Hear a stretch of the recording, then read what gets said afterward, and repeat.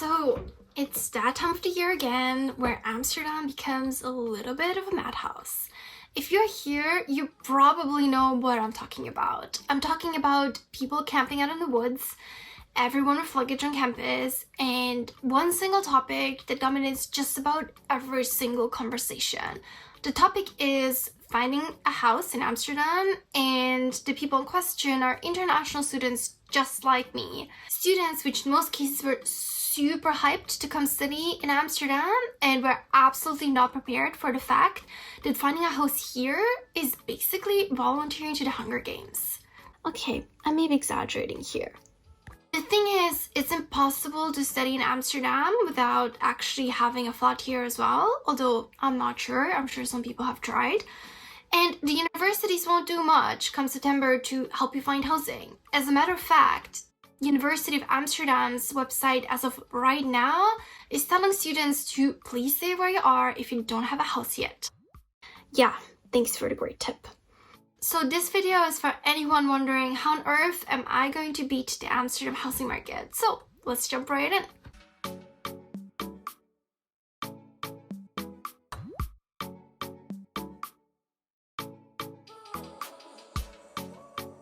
So Amsterdam is kind of infamous for its housing crisis at this point. What most people don't talk about, however, is the fact that international students have it the worst. Well, Dutch students are a lot of times forced to live with their parents, and yes, that is not great either. I'm not saying that.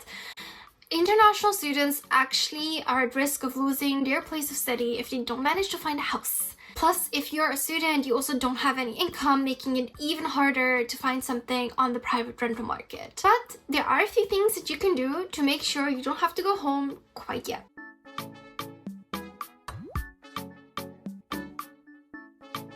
First, and most important of all, before you start looking, drop any expectations you might have. I know there are hundreds, if not thousands, of YouTube videos telling you to start your apartment hunt by thinking about what kind of place you want, what you can't compromise on, where you want to live, and I'm sorry, but I'm gonna have to tell you, don't. Just don't. If you start thinking like that in Amsterdam, your chances of finding a house have dropped somewhere suspiciously near zero. I recommend that if you get an offer, you should not even think about it. You should absolutely take it, because you just don't know when you're gonna get the next one.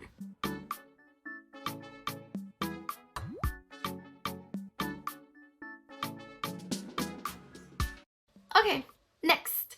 Your university's housing office is your new best friend. Both of the major universities in Amsterdam have housing offices that are dedicated to helping you find a flat.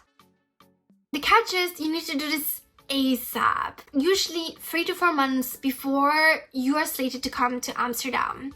Basically, contact them as soon as the registration periods allow.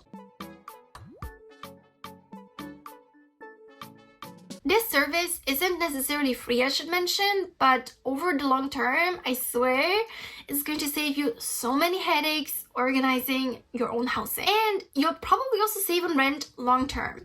Nearly all of their housing is social housing, and on top of that, you are eligible for a housing allowance. You can be sure that you won't get scammed or otherwise ripped off, or that your landlord will be dodging you for months about some repairs. There are a few things that you should keep in mind though.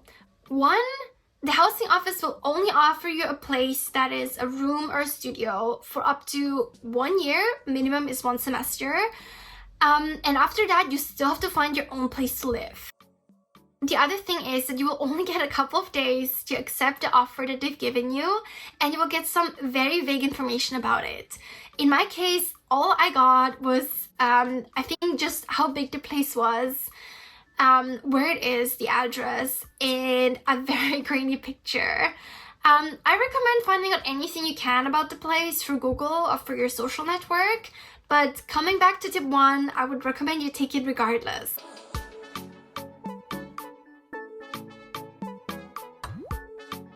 Okay, you might wonder, This all sounds great, but it's August right now and I've spoken to my housing office and they're telling me they have a waiting list that goes up until January. What do I do? Don't despair because you still have a few options. One, you can try and find a room or a studio for yourself, or you can get together with some friends and find a flat together. Two essential things that you absolutely should be doing. One is leverage your social network. Ask any person you might know who could help you find a place. If you know someone who is leaving their current place or who has a ready spot in their apartment, then that is your best shot of actually getting you said room or said apartment. Two, strike out on your own. Get organized. Make a spreadsheet with a list of websites where you can see new offers being uploaded on a regular basis. And make a daily schedule where you check them at least a few times a day. Or even better, sign up for notifications so that you are notified immediately if something new shows up. And whenever you can, make a post about yourself, making a strong argument why you are the perfect flatmate, and people might reach out to you as well. The most crucial thing, try to be the first one to reply to new offers. Usually people get way too many offers, especially in September, so make sure you're one of the first ones to reply because they usually don't even have time to go through all of them. There are a couple things that you might want to keep in mind.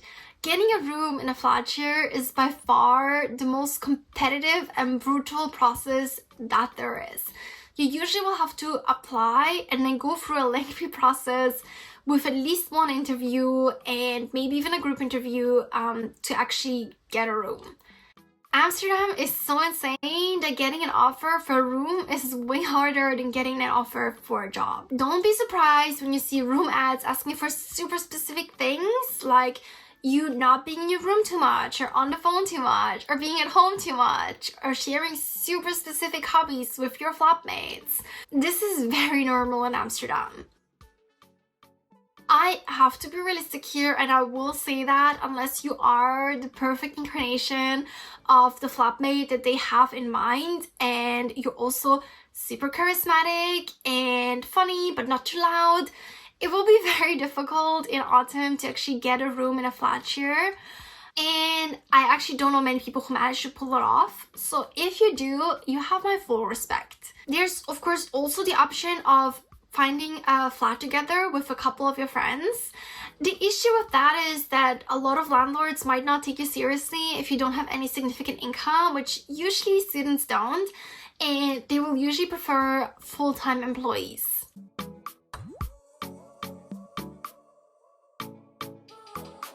There's one more strategy that you can try. It's what in my experience has the highest likelihood of success. And it's the main suggestion that I have for you if you're in a position right now where you're coming to Amsterdam without any housing organized. And that is to buy yourself time. The cold hard truth is, come September, Amsterdam will be swarming with homeless international students. Even the universities will acknowledge their helplessness and tell the students to please go back home if you don't have a place right now. There are students dragging their suitcases all over campus, infiltrating every possible group chat asking for housing. And even people camping out in the woods. Yes, in the woods. In the middle of autumn in Amsterdam, in one of the coldest, rainiest, windiest countries ever. Okay, I may be exaggerating here again. What I'm trying to say is though, it will be the worst possible time to find permanent accommodation. Every single opening will have dozens, if not hundreds, of replies within the first 5 seconds. But if you can make it till November, you stand a much better chance. There are a few ways that you can stick it through. One, you can commit to slightly upping your budget for a few months and say stay at one of the student hotels. For example, Hotel Janssen. These are, generally speaking, way overpriced for what they offer, but it would give you the opportunity to be in Amsterdam to look for more permanent housing, and that can be a real advantage. The other and main suggestion that I have for you though is to try and find someone who is subletting for a while. Similarly, this can put you out of budget, but because it is short term, there's usually very little admin involved, and there's usually also no waiting lists. The best way to go about it is to identify as many buildings as possible that are somewhat within your price range, find their Facebook groups, and then infiltrate their WhatsApp groups, because that's usually how these sublets are advertised. I swear, subletting has saved my life so many times. For example, you could check out Duvo, Student Experience, Our Domain, and The Cohesion. I have linked the full list of providers recommended by the University of Amsterdam below as well.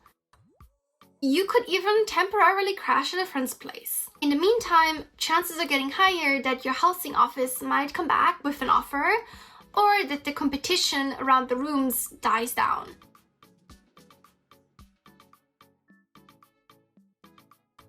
Even better, if you're watching this many months before your degree starts, I'd recommend coming here early. That is, coming here in spring or in summer. Trust me, it will be so much easier to find a place then than in autumn.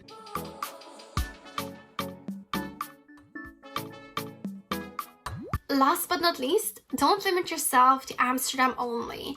The Netherlands has an amazing train network, and there's no reason why you shouldn't be looking at places in the outskirts such as Haarlem, Zaandam, Amstelveen, or even Leiden and Amersfoort.